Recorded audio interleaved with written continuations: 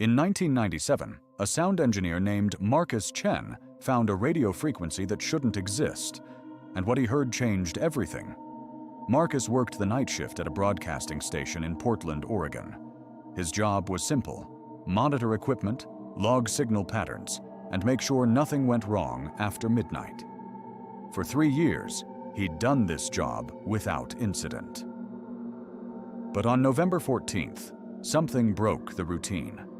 Around 2 a.m., Marcus noticed a spike on the frequency analyzer. Not unusual in itself. Atmospheric interference happened all the time. But this spike was different. It was perfectly uniform, impossibly clean, and it occupied a frequency that wasn't assigned to any station in North America. Against protocol, Marcus adjusted his headphones and tuned in. At first, there was nothing but static. Then, beneath it, something emerged. A voice. Not words exactly. More like the concept of words, if that makes sense. Marcus described it later as feeling language directly in his mind, rather than hearing it through his ears. The presence on the other end was aware of him. More than aware. It was expecting him. Marcus pulled off the headphones, his heart hammering. But the signal remained. He could still hear it faintly, even without audio equipment. It was coming from inside his head. He documented everything: the frequency, the time, his vitals. His heart rate had spiked to 160 beats per minute. Then he did something that would haunt him. He tuned back in. This time, the voice was stronger. It conveyed images. Marcus saw things that weren't in the station with him. A vast darkness. Something moving through it. Something that had been looking for a way to communicate. A door. And Marcus had just opened it. The frequency stayed open for 72 hours. For 3 days, Marcus remained at the station. His manager found him catatonic in the broadcast booth, headphones still on, staring at nothing. When they removed the headphones, Marcus snapped back to consciousness. But something was different. His eyes reflected light like an animal's. Not dramatically, but enough that his co-workers noticed. He quit that day and vanished into Oregon's wilderness for 6 months. When Marcus finally resurfaced, he'd changed. He was quieter, more deliberate. He claimed he could no longer hear the frequency, but he knew it was still there, still broadcasting, still waiting. He spent the next 20 years researching radio phenomena. He discovered obscure records of other operators who'd reported similar incidents. A woman in Tokyo in 1982, a man in Moscow in 1976, a ship's radio operator in 1964, somewhere in the Atlantic. All of them had found frequencies that shouldn't exist. All of them had heard something respond. The official explanation from the FCC was interference from solar activity and misidentified signals. But Marcus knew better, and so did the others. In 2003, Marcus submitted his research to a university, but refused to publish it. He's still alive, somewhere in the Pacific Northwest. Still listening. Still waiting to understand what he heard that night, or what heard him. The frequency remains unaccounted for. It's never been found again. But according to Marcus, it's still broadcasting. It's always been broadcasting. We just haven't been tuned to the right wavelength.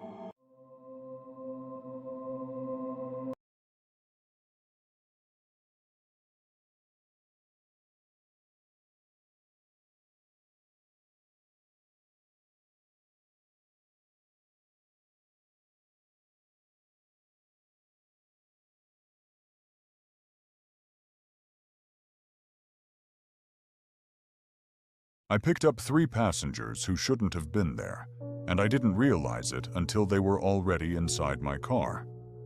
My name is David, and I drive for a rideshare company. I've been doing it for 3 years without incident. But what happened on October 15th at 11:47 p.m.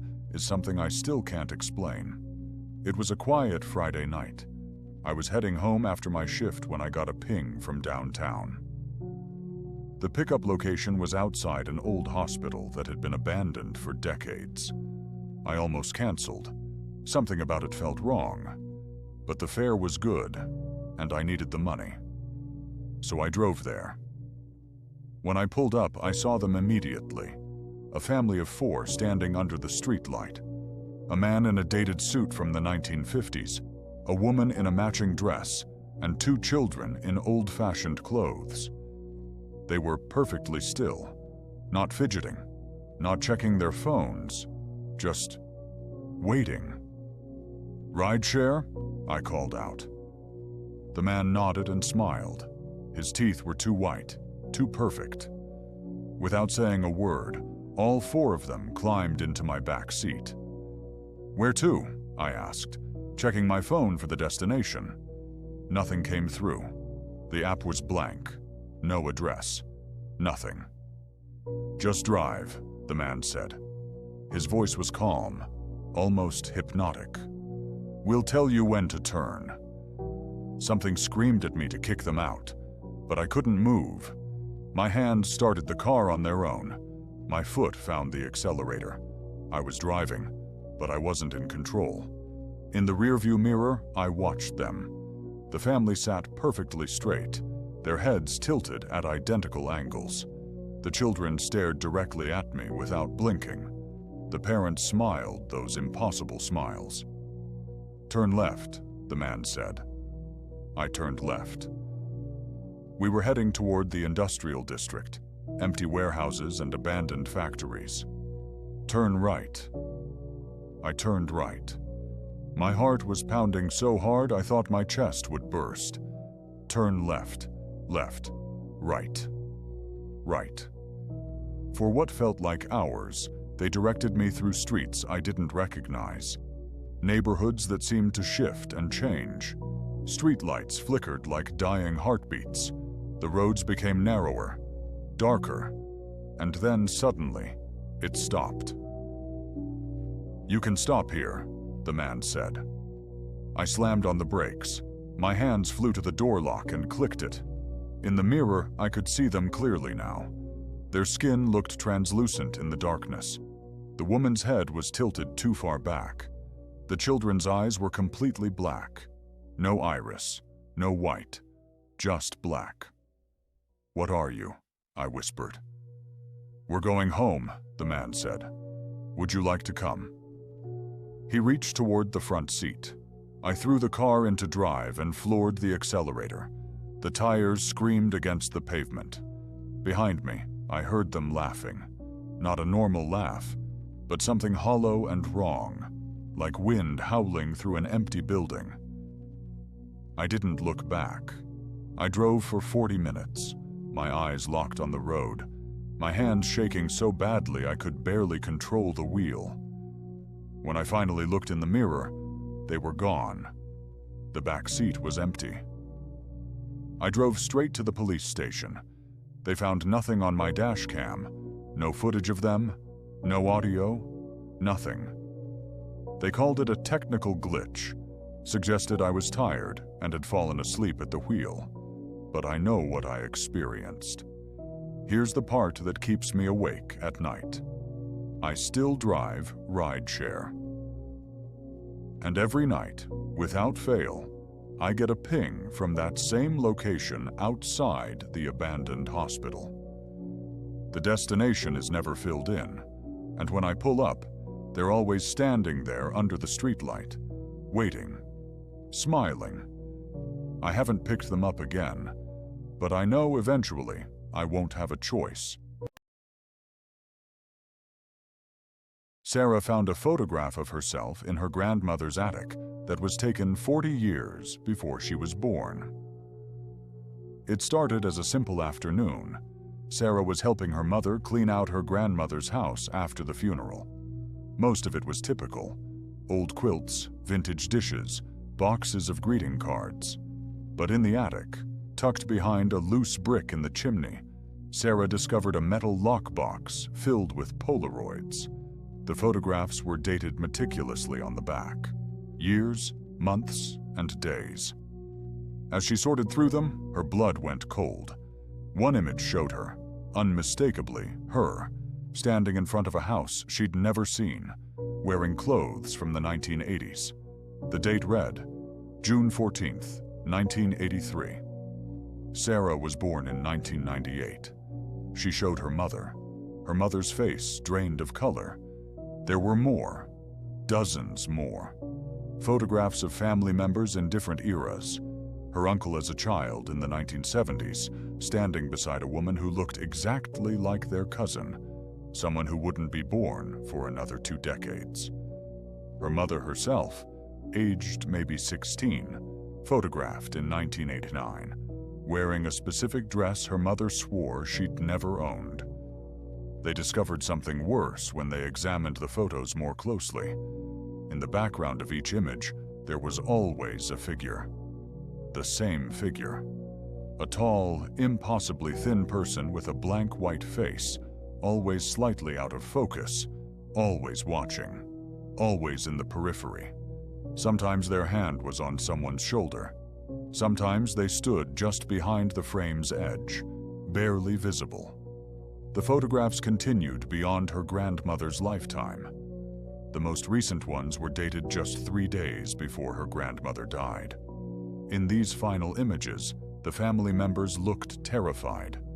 Her grandmother's face was twisted in fear, and the white-faced figure stood directly behind her, its hand on her head. But the truly horrifying discovery came when Sarah found one final Polaroid, unstamped and undated, placed face down beneath the box's lining. She flipped it over and stopped breathing. It was taken yesterday.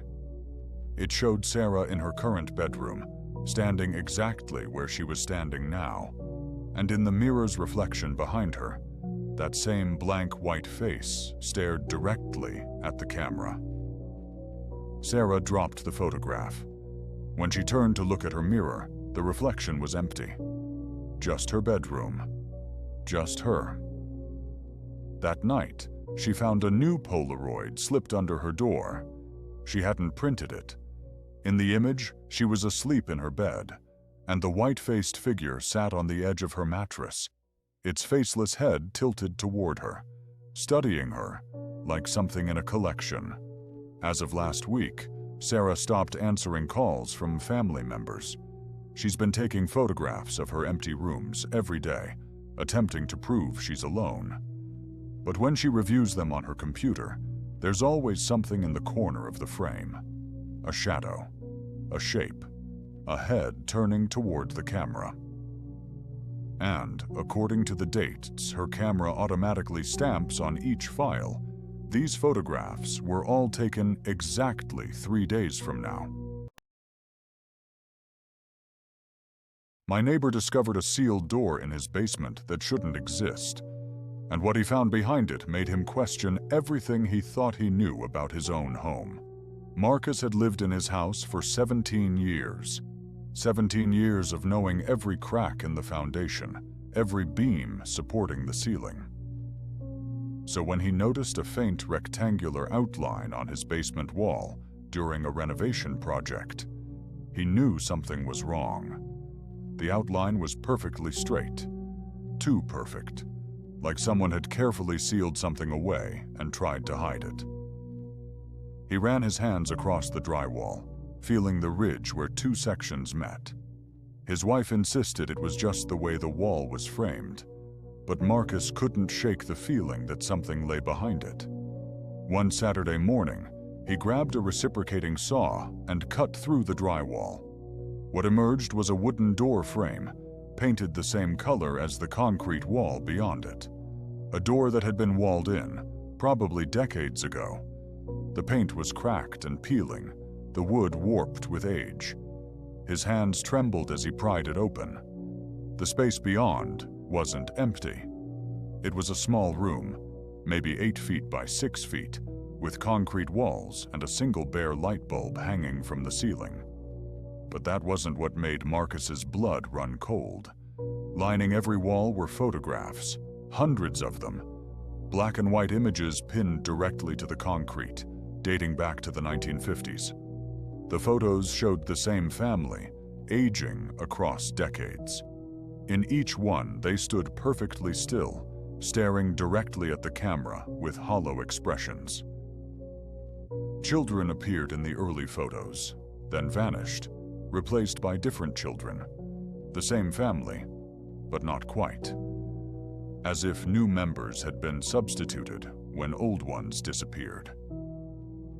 The final photograph was dated 3 months before Marcus bought the house. It showed a family of 5, the newest members looking particularly vacant. On the back, written in faded pencil, "The cycle must continue." Marcus called the city records office. The previous owner had lived there for 43 years. Before that, a man named Harold Chen lived in the house for 56 years. Before that, the records got murky. Building permits from 1947 showed significant structural work on the basement. No one seemed to know why. He contacted the authorities. The police investigated, photographed everything, and told him it was likely some bizarre hobby or psychological fixation. But they found no bodies, no evidence of actual harm, just images, just that strange message. Marcus had the room sealed again. He sold the house 6 months later. The new owners haven't called asking about the basement, which troubles him more than if they had.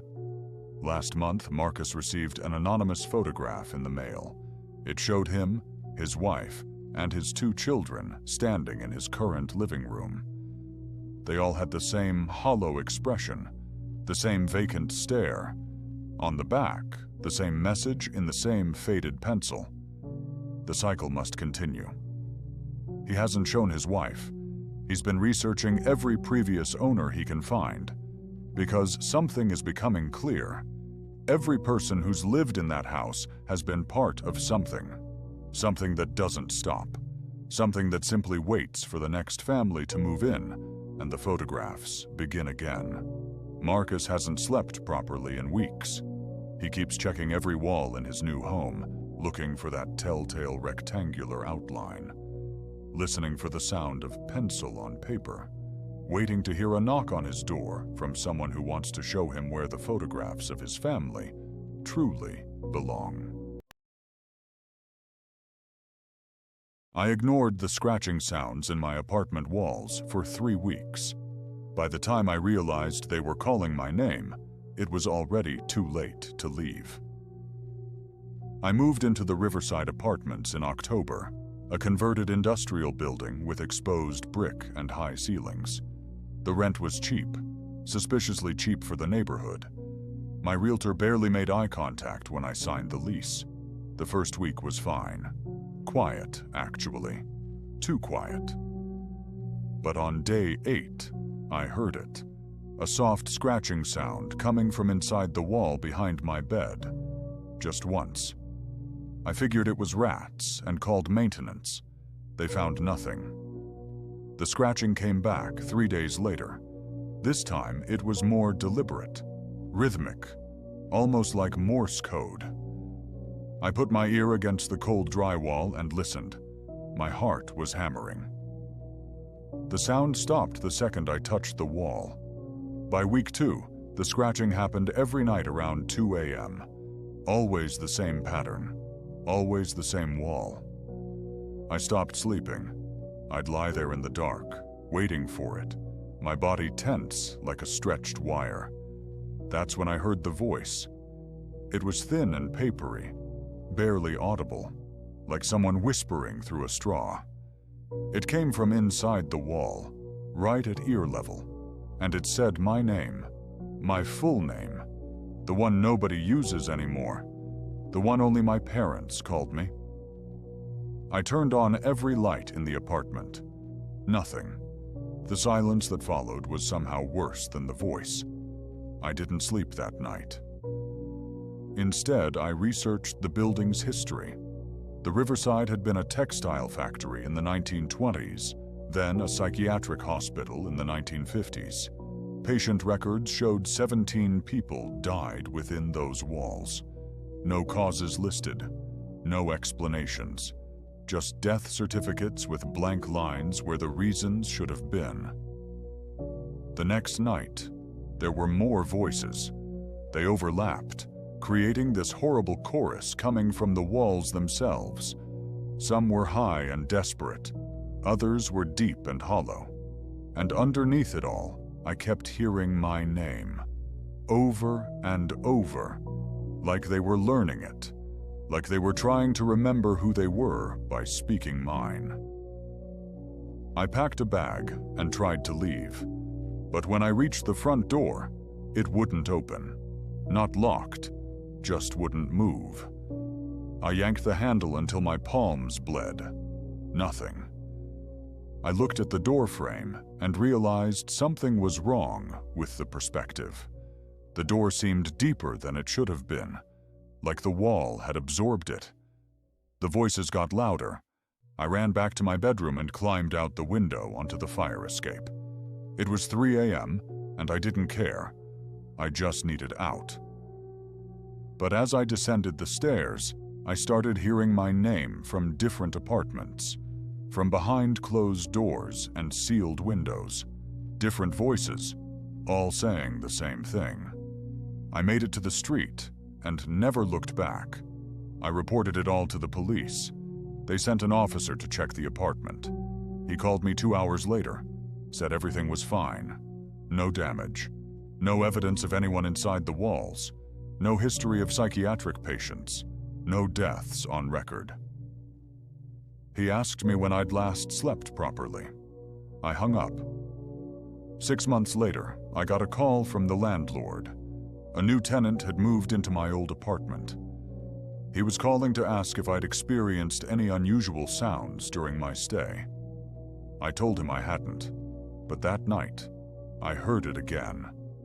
The scratching, the voices, my name being called.